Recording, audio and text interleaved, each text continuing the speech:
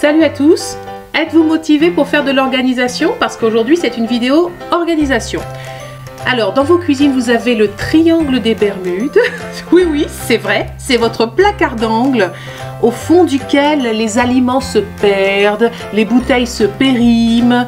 Enfin, en tout cas c'était comme ça chez moi. Jusqu'au moment où j'ai pris les choses en main et j'ai décidé d'organiser. Et je vais partager quelques-unes de mes petites idées avec vous. Bon, moi j'ai galéré pendant des années avec ce placard d'angle. Et puis en janvier dernier, vous savez si vous me suivez que j'ai fait le challenge d'organisation de A Bowl Full of Lemon, le blog. Et c'est là où j'ai attaqué sérieusement le problème et j'ai dit je vais trouver une solution et ça va être terminé. Bon, ouvrons le placard, voilà.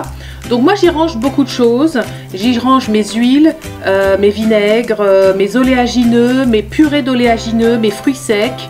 On va voir tout ça en détail, mais enfin il est quand même bien bondé, hein. Il contient pas mal d'aliments.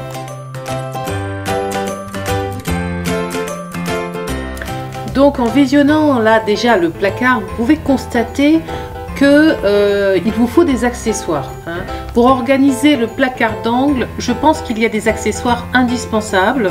Donc moi j'en vois trois accessoires indispensables. Je vais les classer par ordre d'importance et je commence d'abord par le plateau tournant.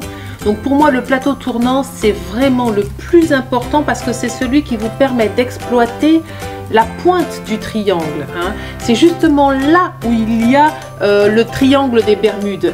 Donc le plateau tournant vous permet d'exploiter l'angle et la pointe du triangle et d'aller chercher des affaires qui sont tout au fond et que sinon vous n'iriez pas chercher, hein.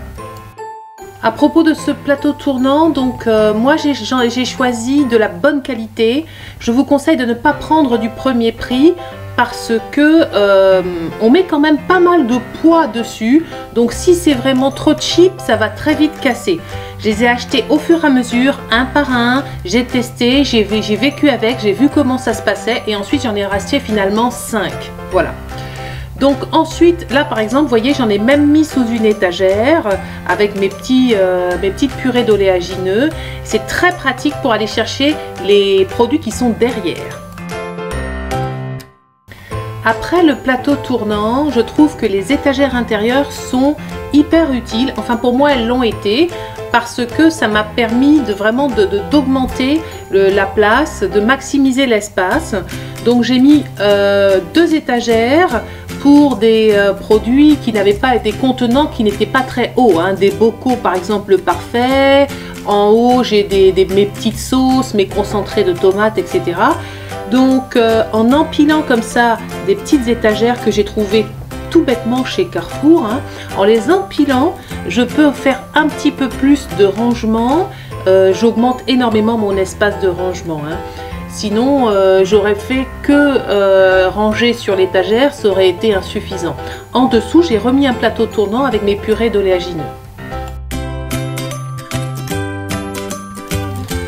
Alors, j'ai aussi comme troisième accessoire des bacs transparents. Ce sont des bacs en fait que l'on utilise pour mettre dans le frigidaire. D'ailleurs, dans mon frigidaire, je les utilise.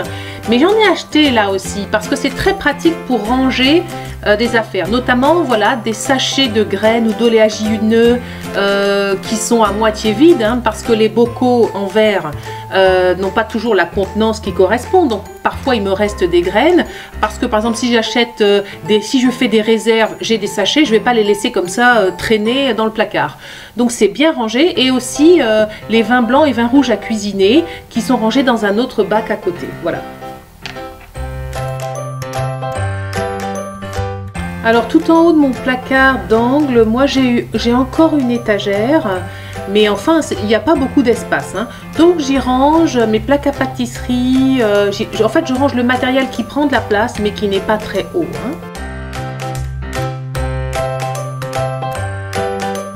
Pour ranger toute une partie des aliments, bon moi j'aime pas trop les sachets ouverts, éventrés, etc. Donc j'utilise des bocaux le parfait. Vous savez que j'en parle tout le temps de mes bocaux, mais enfin bon, je suis une fan des bocaux. C'est transparent, ça passe au lave-vaisselle. Au niveau du prix, c'est abordable. Donc moi, je voulais en reparler. J'utilise énormément les bocaux en verre pour ranger des aliments, même pas que là, hein, dans un autre placard je mets du riz, des pâtes, enfin toutes sortes de farines. Donc je voulais en reparler pour organiser, c'est un des contenants les mieux je trouve. Si cette vidéo vous a inspiré, si vous avez envie de réorganiser votre placard, si vous avez envie d'en terminer avec le triangle des Bermudes, j'ai une dernière chose à vous dire, prenez votre temps, ok? Moi j'ai pris le temps, j'ai mis 4 à 5 mois, oui ça paraît long, mais en fait parce que j'ai acheté les accessoires les uns après les autres et j'ai testé, hein. J'ai d'abord acheté un seul plateau tournant, j'ai vu comment ça se passait, je voulais être sûre que c'était pas de l'accessoire gadget qui termine à la déchetterie. N'oubliez pas qu'on ne fonctionne pas tous de la même manière, c'est pas parce que les accessoires ici que je présente fonctionnent dans mon organisation, en fonction de mes besoins, que ça va fonctionner pour vous. Donc moi je pense qu'il vaut mieux prendre le temps, on achète, on regarde, et en fait quand on prend le temps de bien organiser, on a une organisation qui est pérenne, hein, qui dure dans le temps.